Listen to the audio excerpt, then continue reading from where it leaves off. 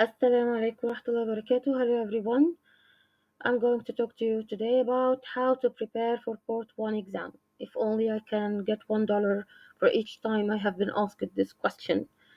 Okay, it's not a secret that Port 1 exam is the easiest part in the three parts for MRCOG exam. However, it has been challenging because most of the candidates don't know how to start. You can start by knowing your enemy. You should be aware of the curriculum, and you can find it in our Telegram group, and you also can find it in the RCOG website. When you know the curriculum, you are going to decide how you are going to study, what will be your resources. You can easily design your study plan too. But if you are going to start your studying plan without knowing what you should study, you are going to spend much time and effort in vain.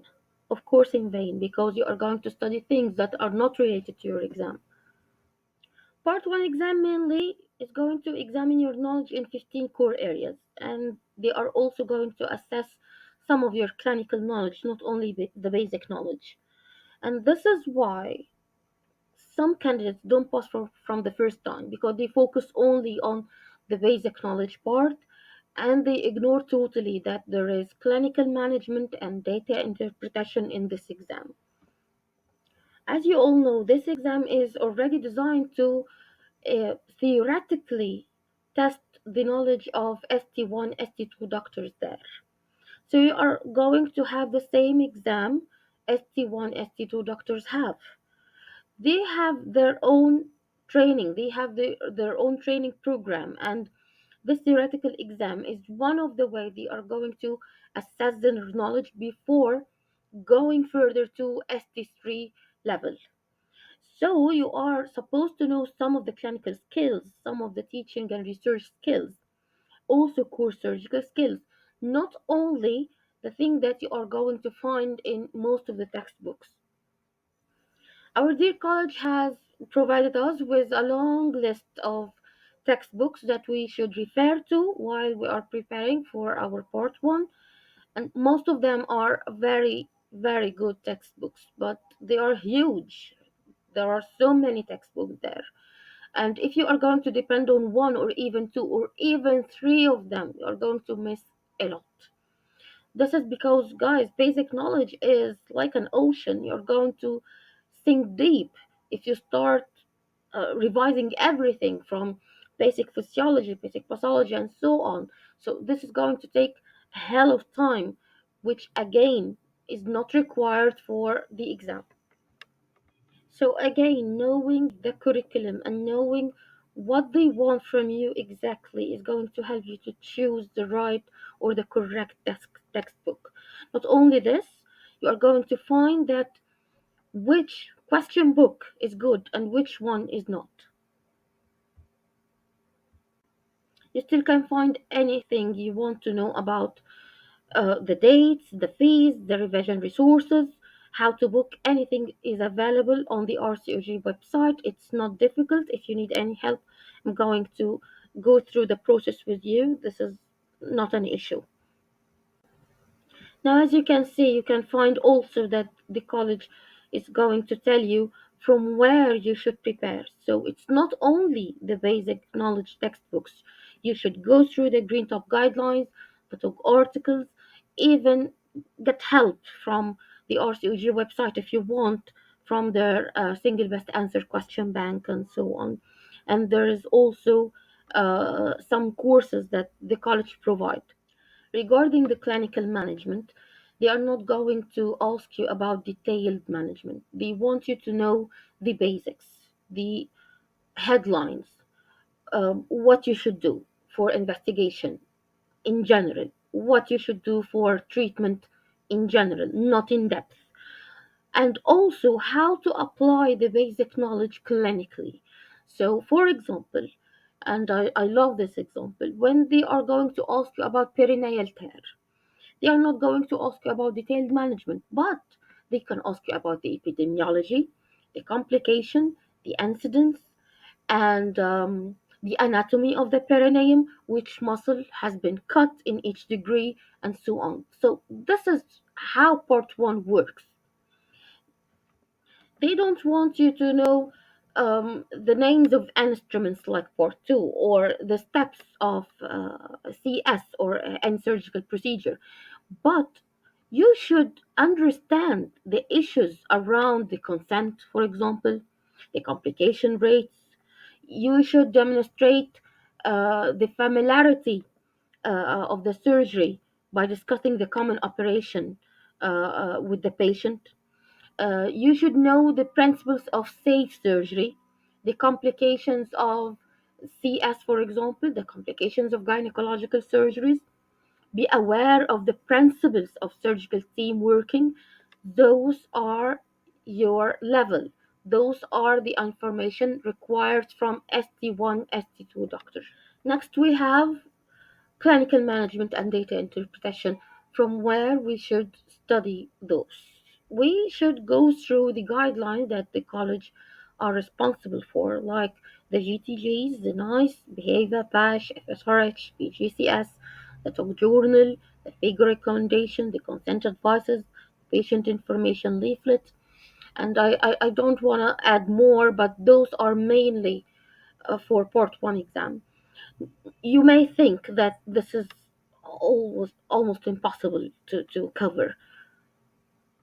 You should also be familiar with some of risk stratification methods or scoring system or diaries like bladder diary or PMS diary.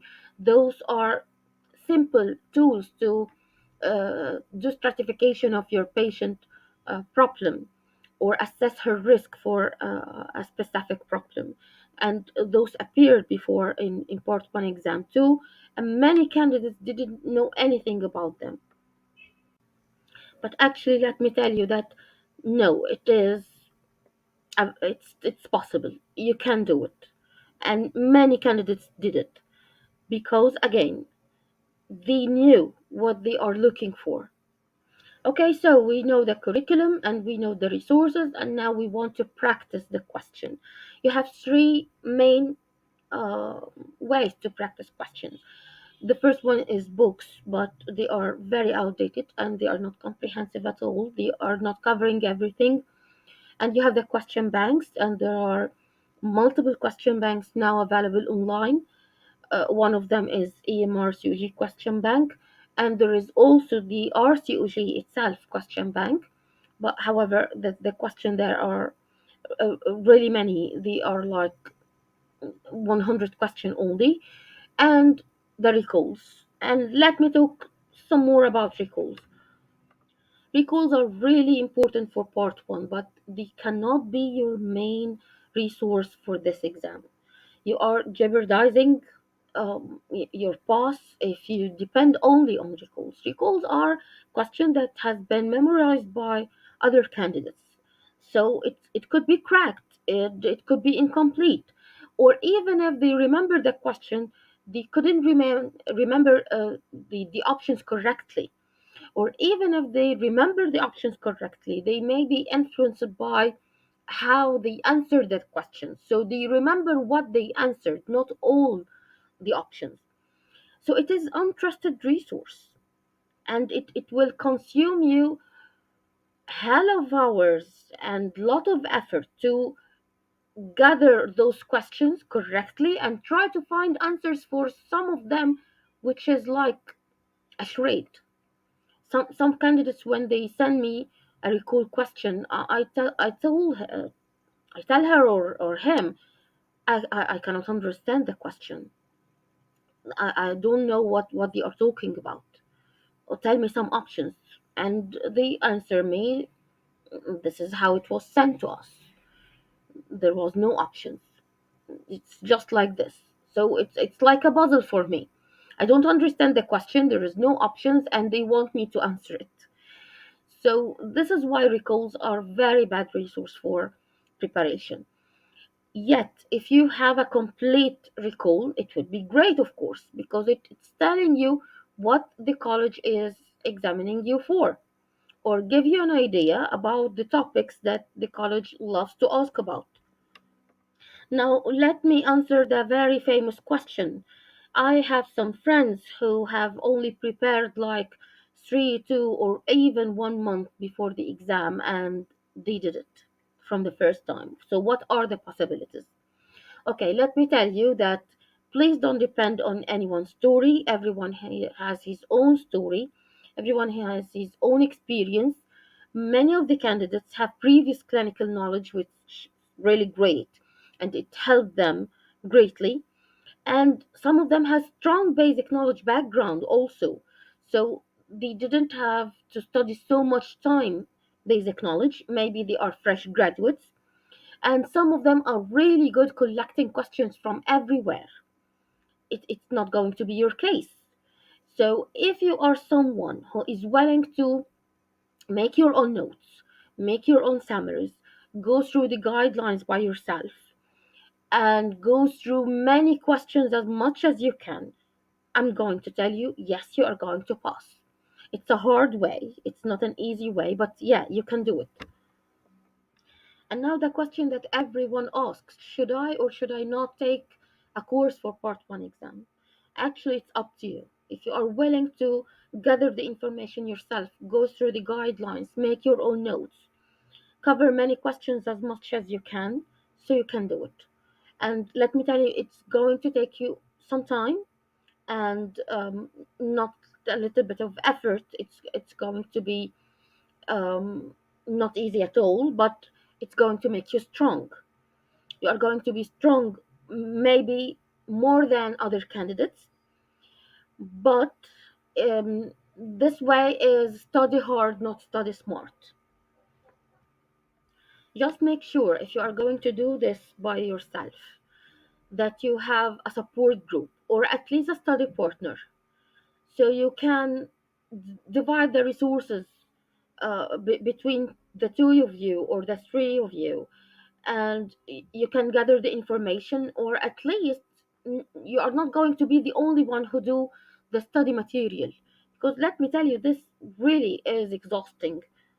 So if you want to study smart, not study hard, you are going to follow my instructions, know the curriculum, choose the book, do your own notes, answer the questions, do not depend on cracked recalls, and get help when you need it.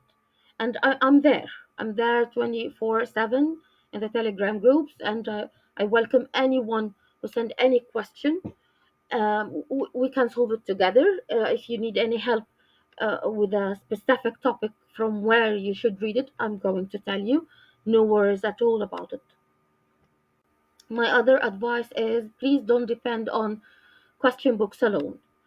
Try to enroll in one or two question banks. Question banks are really great because they are collecting many questions in one place. Some of them are time bounded, some of them are not. You should know this before enrollment. Choose the package that suits you. Make sure that it will last for how long, because some question banks last only for 1 month, 2 months, 3 months, and so on. If you are going to enroll for the EMRCOG question bank, make sure that it's not only a question bank. You are going to get the recalls, and you are going to answer extra mocks in the Telegram group and files also. It's also updated, so you are not going to miss anything, especially if there is a new guideline or a TOG article, and we are expecting some questions to come from for part 1 from it. Also, make sure before you enroll to a question bank that there is a explanation for the answer, because some of them, unfortunately, they don't have explanation for questions. You got only to know if your answer is correct or incorrect. I hope I have answered many of your questions, or most of them at least. And if you have any other question, you can write it down in the comment section, or one of our groups, any one of them, or one of our groups, any one of them. or one, you can also contact me in person. I don't mind at all. um, just leave me your message, and whenever I open the telegram I will answer it. My best wishes for all of our candidates and any doctor anywhere. My best wishes for all of our candidates, and I know that you guys, you can do it. Many have did it. Yes, the exam is not as easy as before because the guidelines are increasing and the resources are expanding, but you still can do it. I'm sure of that. But you still, and remember that part one exam is not only about part one. And remember that it's a step on the way and it should prepare you for part two. So if you are not prepared well for part one, I think you are going to have a difficult time in part two, and you are going to spend much time to accomplish the basics that you need for clinical management in part two. So anytime you are going to spend for part one, you are not going to regret it. Wishing you all the best. Assalamu alaikum.